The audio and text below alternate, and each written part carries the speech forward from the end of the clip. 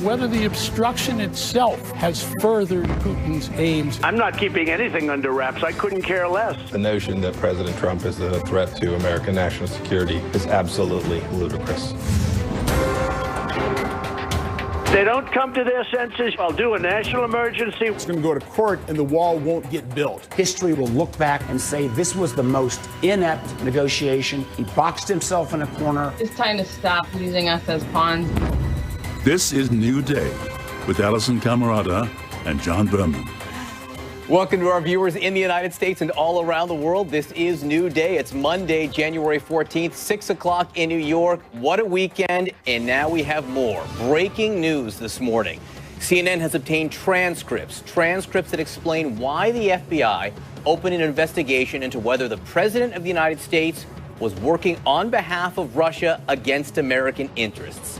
These are transcripts of closed-door congressional interviews with two FBI officials who testified that officials were looking into whether President Trump was, quote, acting at the behest of and somehow following directions, somehow executing their will.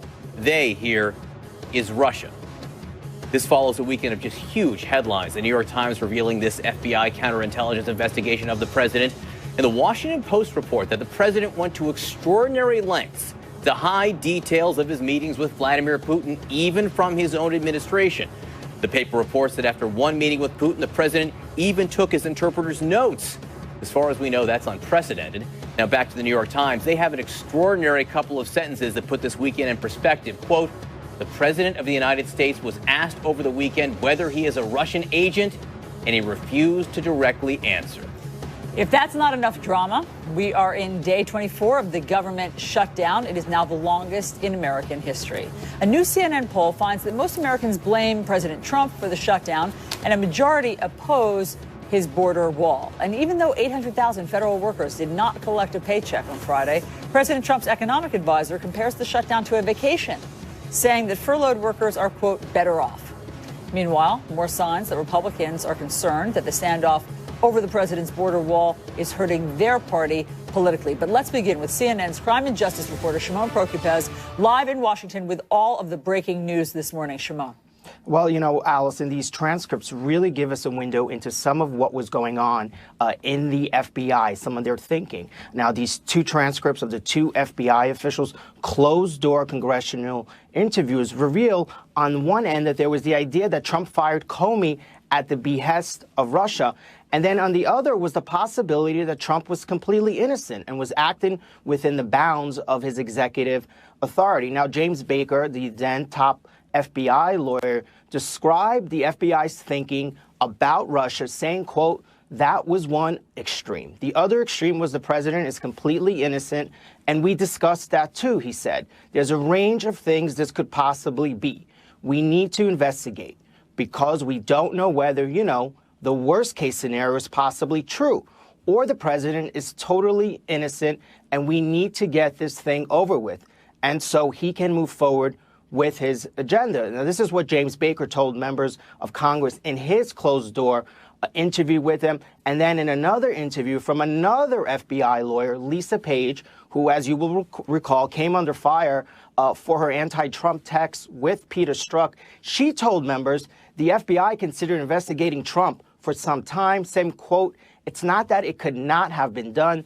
This case had been a topic of discussion for some time. The waiting on was an indecision and a cautiousness on the part of the Bureau with respect to what to do and whether there was sufficient predication to open, she said, and that means open the investigation. Now, as we know, they did wind up opening an investigation, and all that now lives with the special counsel and his team. John and Allison. Shimon, thank you very much for all of that fascinating reporting. Joining us now, CNN political analyst David Gregory, former director of communications for U.S. National Intelligence, Sean Turner, and former senior advisor to the National Security Advisor, Samantha Vinograd. Sam, just fascinating to see the transcripts now of what was going on, the conversations with these half dozen FBI officials who were trying to figure out why all of this strange behavior, right, that had gotten their attention. Was this a pattern? Was this something that they needed to investigate? And they concluded that it was. I mean, that just I think it bears repeating what Shimon just reported, they were having to consider whether the president of the United States had become a stooge for Russia, okay? And as the legal counsel for the FBI said, that one was extreme, okay? They were looking at the worst case scenario. That one was extreme, he admits. The other extreme was that the president is completely innocent, and we discussed that too. There's a range of things that it could possibly be. We need to investigate because we don't know whether the worst case scenario is possibly true or if the president is totally innocent. Your thoughts? My thoughts are that that's what an investigation is, obviously, to figure out whether someone is guilty of a crime, and in this case, whether the president was knowingly or unknowingly a Russian asset. The key question coming out of these transcripts from me is what the FBI actually thinks the president is up to today. Several months ago, during the campaign, right after the election, the president could make the argument that he was just being Donald Trump. He was saying things that fit with his platform and just being himself.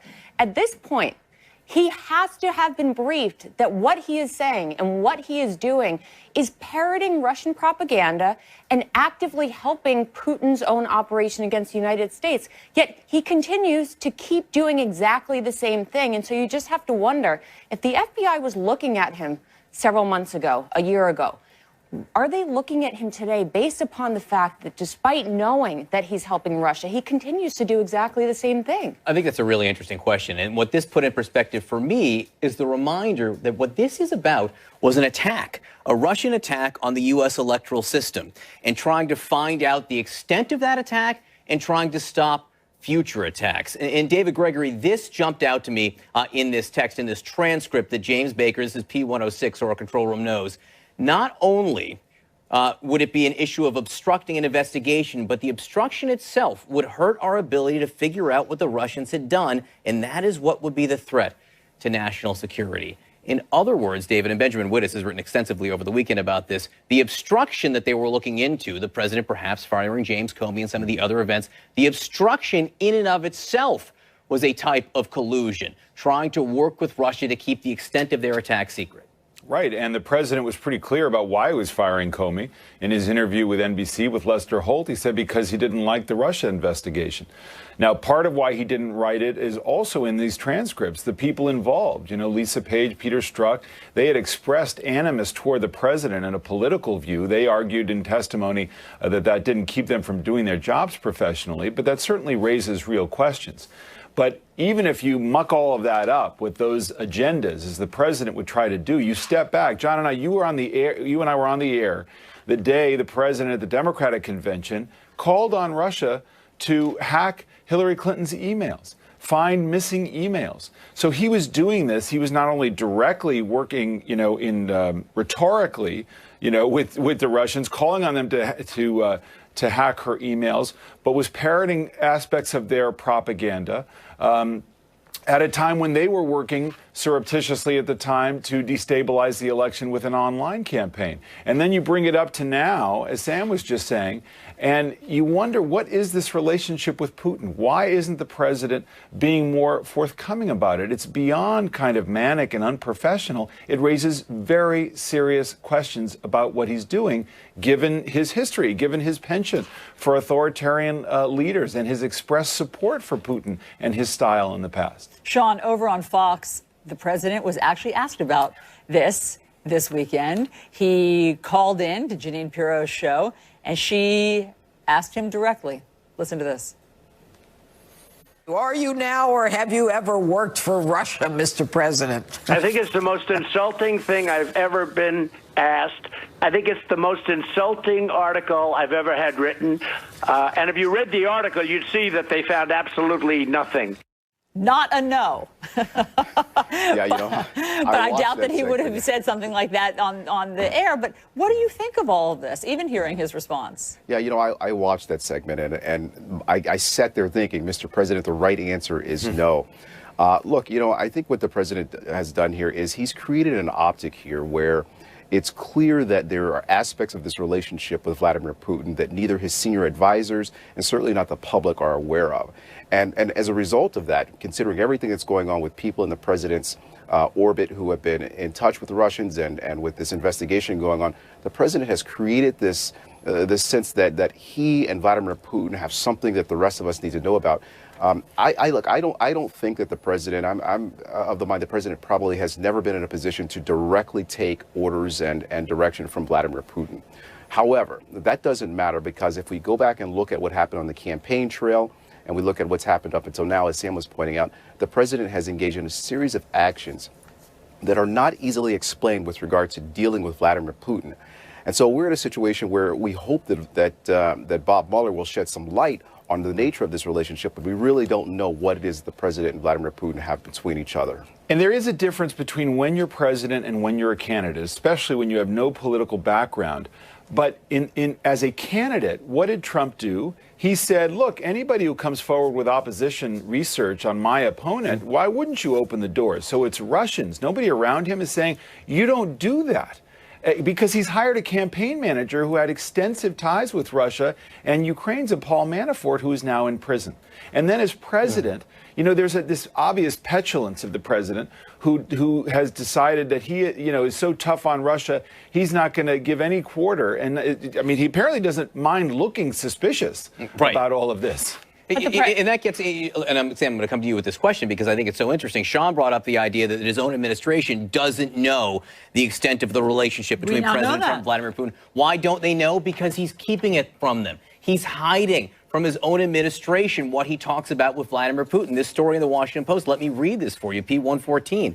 Trump has gone to extraordinary lengths to conceal details of his conversations with Russian President Vladimir Putin, including on at least one occasion taking possession of the notes.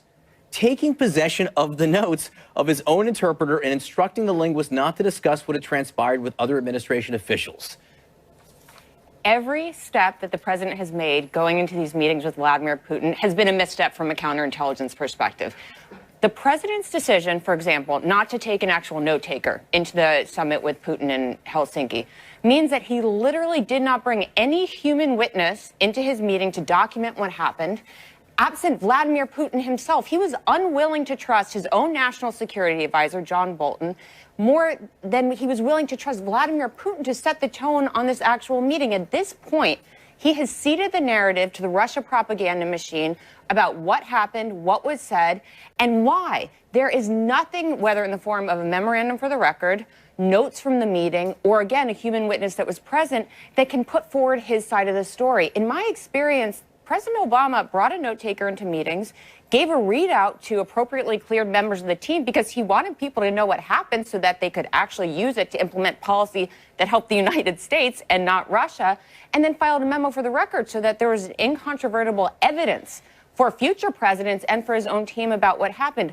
Everything that President Trump did going into these meetings really just advantages the Russian government. And I just want to add really quickly, President Trump knows a heck of a lot more now about Russia's operation against the United States than when he was a candidate, when he was on the campaign trail.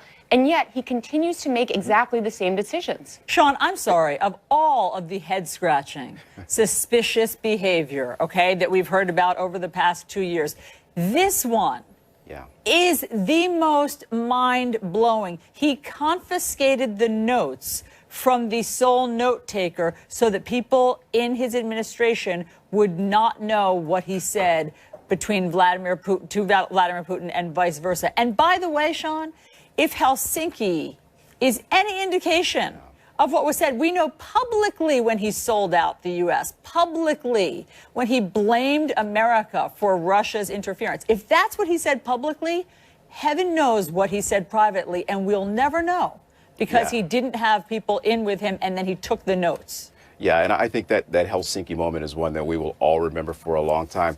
Look, taking the notes away from the translator, from the interpreter, that rises to a new level. And I think there's another aspect of this with regard to this meeting that we're not talking about here. And Sam touched on it. You know, there is an immense amount of intelligence value in understanding what Vladimir Putin said to President Trump, because what that does is it allows the intelligence community, it allows the national security community to understand Vladimir Putin's intentions, and allows us to compare what he says to the president to what we're seeing in our own intelligence collection activities.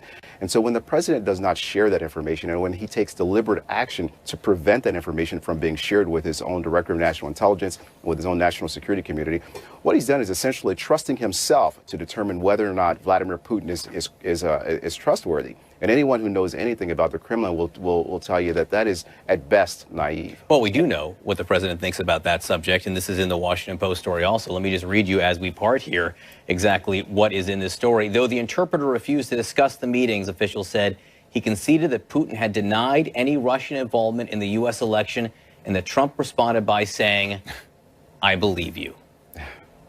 Yeah. So there you have it. There's where the president is on this, according to the very, very scant sourcing we have from inside that meeting. All right, panel, thank you all very much. Obviously, we'll continue to dissect this throughout the program. It is now day 24 of the government shutdown.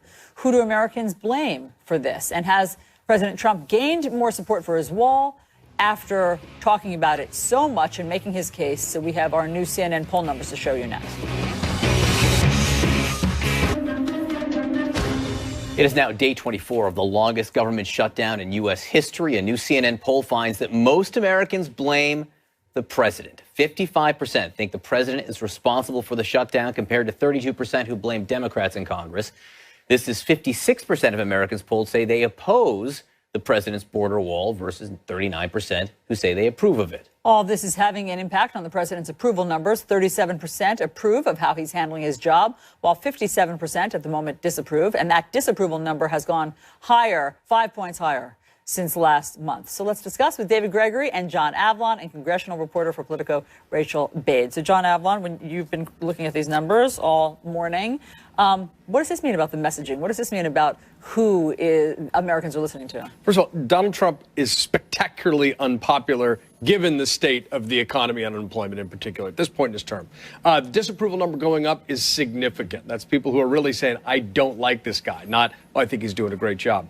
What really struck me isn't just in the shutdown fight that Democrats are getting off pretty easy. I mean, this is basically a third of Americans, majority saying Donald Trump's to blame. So the attempt to shift that blame after the Oval Office meeting, not working so well. Final thing that really struck me is support for the wall at 39%. Now, that's slightly upticked over recent months, but compared to support for a border wall in 2015, when it was at 52%, or even 10 years ago, when it was at 45%, Donald Trump, his signature issue, has gotten less popular with the American people since he took office. I suppose it's not surprising in some ways that Americans blame the president for a shutdown when it was the president who promised to own it at the very beginning. He was the one who told them, this is my shutdown. Maybe this time they just listened to him. And Rachel, Republicans in Congress, and you've been working your sources all weekend long, Republicans think they are losing the messaging war here. Yeah, that's exactly right. And I mean, we heard this even before the shutdown happened. This was why Republican leadership in the Senate and also in the House, they wanted to do a continuing resolution or just extend government funding for a while without having this shutdown fight for the border wall. They didn't feel like there was any leverage for Republicans and that there was any way they could force Democrats to come to the negotiating table. And this is why they didn't want to do it. But Trump, you know, he listened to the far right corners of his base. I mean, we saw conservatives calling him. He was getting hit on talk radio, and he just couldn't take the criticism. And so that's why we're here. And going back to those poll numbers, it's interesting because even as the popularity for the wall has decreased and Americans are blaming the president for this shutdown fight and they don't like it, Republicans, by and large, are actually, the support is growing for the wall. And so right now, the president is listening to his base, and obviously he needs more than his base to win re-election in 2020. So he's doing this at his own risk. He doesn't want to hear the criticism right now from conservatives for caving or for making some sort of bipartisan deal. But listen, in the long run, this is going to hurt him in 2020. So, David Gregory, give us the big picture. What is the solution for breaking this impasse, given all of this? Well, I think it's striking that Trump ally Newt Gingrich, former speaker, has said really he has no choice but to go to the mat and fight this, that he simply cannot lose. And that's where the president is. You've heard it all here. I mean, he's so painted himself into this corner where he can't lose, he can't disappoint those who got him into office in the first place, and he's going to come through on this wall. He's up against an opposition in Democratic leaders who have pressure of their own within their own caucus and who are meeting him with a sense of that same strength. And he is owning this. He seems singularly uninterested in expanding expanding his political appeal. We see that in so many areas. And I think that is the big picture here, which is that he will not relent on this. There's some signs of softening that he won't immediately declare a national emergency, but the key is still going to be Republicans on the Hill, how much pressure they put on Senate Majority Leader McConnell to say, no, we've got to get the shutdown over with, and then we can keep pressure up on the wall, which seems like the only way out here is continue this protracted fight, but do it outside of a government shutdown. Well, that's the Lindsey Graham. Right. That's the Lindsey Graham path that Lindsey Graham, who has been meeting with the president periodically and is sometimes his, whisper buddy, floated this weekend. That's the thing. Well, no, they have these meetings, and the golf buddy. The Lindsey Graham tries to whisper ideas to the president. He either buys them or he doesn't. Then he goes public over here. Lindsey Graham says, open the government for 3 weeks. If it doesn't work, declare an emergency. Right, which is a very rational suggestion, right? There's an off-ramp, there's face shaving, there's a deadline. And that Lindsey was saying, look, let's do some kind of deal where we maybe combine the Dreamers and DACA with border wall funding, the deal that they could have had a year ago at an elevated level. And the president this weekend, or on Friday, blew that out of the water. He rejected it. And when Mick Mulvaney, his chief of staff, floated a middle path on the money this weekend, he had budgetly dressed him down in front of the Congress. Can I read that? Can I read you a dramatic reading of exactly what the president said to Mick Mulvaney? When Mick Mulvaney floated a deal, right? Yeah. The president says, stop, just stop. What are you doing? You're effing it all up, Mick. Scene. Worst job in Washington. Yeah. No question. We'll just leave it there. I'm doing dramatic reading. I know that stands on its own.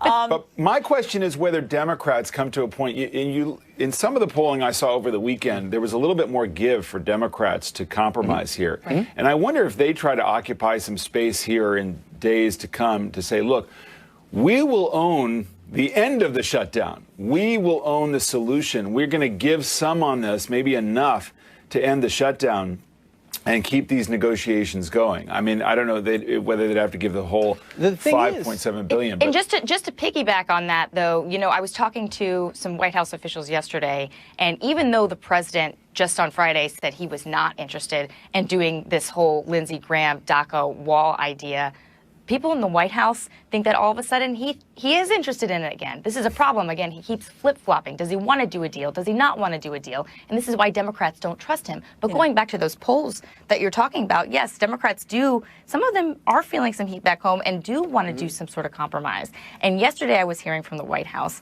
that this week there's a talk about bringing a bunch of rank-and-file House Democrats who are more moderate or from Republican-leaning districts to the White House to see if they will sort of do some sort of compromise with him. But again, I don't know why they would trust him because he keeps changing his mind. Yeah. I hear you, Rachel. I mean, you're so right. And I think the point that you are making, or the next point, is that if Democrats can't seize on this waffling, shame on them, John. I mean, I think that in public, everybody sees that the president has been all over the map, literally with this wall. If Democrats can't say, as Rachel and David are saying, okay, folks, we're going to own the end to this. Here's our solution. Here's what we're going to do. Then shame on them. This is their moment. And look, the thing is, he's flip-flopped on everything. Now, declaring a state of emergency. The problem is, if Democrats get brought into the White House, as Rachel just described, to try to negotiate with Donald Trump, why do they think they will have a better, more solid, stable deal than what Lindsey Graham was able to negotiate? President's going to flip. President's going to flop. He's not a steady negotiator. It's almost like he's not good at the art of the deal. He said no to a DACA deal on Friday. Tweeting this weekend that he's open to it. They don't know who the person is negotiating from. Then I just want to say one last thing here, because we're in day 24 of the shutdown. 800,000 federal workers not being paid. They have missed their paychecks here, and we don't hear enough about them. And the administration doesn't talk about them specifically very much. Why not? Well, listen to what Kevin Hassett had to say about these folks not receiving paychecks over the weekend. Kevin Hassett, of course, is, what's his title? He is the chairman of Council of Economic Advisors. Listen. Huge share of government workers were going to take vacation days, say between Christmas and New Year's. And then we have a shutdown, and so they can't go to work, and so then they have the vacation, but they don't have to use their vacation days. And then they come back, and then they get their back pay, then they're, in some sense, they're better off. Okay, Queen Victoria. It's a state. They're better off? They're better off? David Gregory, that's the message for the administration? They're better off? Right. I mean, I think that is a really unfortunate message. I mean, how about these workers, including TSA workers who are essential? and are not getting paid and who have to think about whether they just need to leave their job and get a different job in order to pay their bills. I mean, that just shows how out of touch some people can be with what the struggles are for workers in the government and what they face. And there are real consequences to all of this. And the president on this issue could have had a big deal and much more funding that he's talking about now months ago. And that's where we are. All right, David Gregory, Rachel Braid, John Avalon. You quoted Queen Victoria there. I'll just note you're a supporter of the royal family. All right? I just like to leave it there. I love, John. Remember that. Keep that in mind. I love the love between Harry and Meghan, but not the cake, not the just eating of the cake. All right. An incredible story. We've been following. All right, new this morning, Secretary of State Mike Pompeo just met with Saudi Arabia's Crown Prince. Did he confront him about the murder of journalist Jamal Khashoggi? CNN's Ben Wiedemann is live in Cairo. Do we know the answer to that, Ben? Alison, we know that he did raise the subject about Jamal Khashoggi's murder, but it's not altogether clear that was really a confrontation on the subject. We had heard in the days leading up to his meeting that he would be discussing the topic with the Saudi leaders, particularly Mohammed bin Salman, who the CIA believes probably was aware of the murder, but it does appear that they didn't spend too much time on the topic. This is what the secretary told reporters after the meeting. I think the Trump administration has made clear our expectation that all of those involved in the murder of Khashoggi will be held accountable. So we spent time talking about human rights issues, the Khashoggi case in particular. But so far, what we've heard from the Trump administration is that they consider the paramount issue when it comes to relations between Saudi Arabia and the United States is Saudi arms purchases from the U.S., as well as Saudi's position as a key member of the coalition the U.S. is trying to cobble together against Iran. And therefore, I think we can say that the position of American officials, senior American officials on the Khashoggi murder is similar to that of President Trump when it comes to Russian meddling in the 2016 American elections. President Putin told Trump, I had nothing to do with it, and the Saudis are telling American leaders regarding the murder of Jamal Khashoggi that they didn't have anything to do with it either. John? All right, Ben Wiedemann, for us, thanks very much. No confrontation there. The Trump administration is eyeing diverting money earmarked for disaster recovery to pay for his border wall. Up next, we're going to speak to the governor of Puerto Rico about the impact this would have on the island still recovering from... Is CNN the most trusted name in news?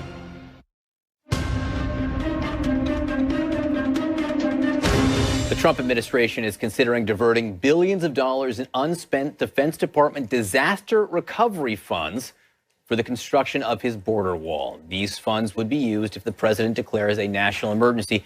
This is money meant to help hurricane victims in places including Puerto Rico, Texas, and Florida. Joining us now is the governor of Puerto Rico, Ricardo Rosselló. Thank you so much for being with us, Governor. Governor, you reacted to this last week. You said no wall should be funded on the pain and suffering of U.S. citizens who've endured tragedy and loss through a natural disaster. This includes those citizens that live in California, Texas, Puerto Rico, the Virgin Islands, and other jurisdictions. Today, it's us. Tomorrow, it could be you. If you could, sir, just tell me your reaction when you first heard that the president was considering this. Well, thank you for the opportunity, John, and good morning. You know, I have to say that as I was seeing the battle over the border wall, you know, I have to anticipate all scenarios. And perhaps a couple of weeks ago, I started considering that this might be a possibility that was going to be thrown out. Certainly, it's an awful possibility. Just consider what it means. It means using funding for U.S. citizens that are in a vulnerable state. And I'm not only talking about Puerto Ricans. I'm talking about people from California, Texas, and so forth, and using them to build a wall. This shouldn't be what we stand for. This shouldn't be a decision. money that's destined for recovery should in fact be going in that direction. So my view is very simple. We're at the cusp of two routes. You can either choose to obstruct, which is establishing a wall, or to construct and rebuild the lives of thousands, if not millions of U.S. citizens. What would the impact be if that money was taken away from you? Well, it would be devastating. We're in the middle right now of finalizing our recovery phase. And right now, we're starting to get excitement about our rebuilding phase. You know, the past couple of days in Puerto Rico, there's been a lot of attention. Hamilton has been over here, which has shed a spotlight on Puerto Rico. We have been on the top of many of the lists that have been pointing out places to visit. And we want to rebuild effectively and take some of the chronic ills that we've had in the past and make it an opportunity. So our view for Puerto Rico is to have one that's open for business, that's an empowering state, that can be an island of innovation and the home of the human cloud, all the while connecting the Americas, because we're part of the United States, but at the same time we have the Latin American culture. So it would be devastating for us not to get that funding, because it would mean that the dreams of rebuilding effectively would be lost. You mentioned the Hamilton premiere in Puerto Rico over the weekend. Some Democratic officials were actually at that event. I think we have some pictures of it, which we can show here. Do you think that the Democrats should have been down there watching a play instead of working with the president to try to end the shutdown? Well, they were here also listening for over 4 hours. They had a hearing. This is the largest congressional delegation in the history of Puerto Rico, and I thank them for coming over here. I had an opportunity to explain to them the root cause of the problems in Puerto Rico. We had a discussion about the recovery, how some of the recovery is being stalled because of bureaucratic processes that are imposed in Puerto Rico that are not imposed elsewhere. How we need to start the rebuilding phase now to be very effective, and how can Puerto Rico become a model, and how we're going to implement some of these core concepts that we value, such as tackling inequality and battling climate change. But it is important that underneath all of that, it's the reality that Puerto Rico, we are treated as second-class U.S. citizens. Because we're not a state, we get a third of the federal funding for healthcare, for example. And it was important for me to state to the over 30 congressional leaders that were here that the root cause of the problem is that we are a colonial territory of the United States, and I wanted to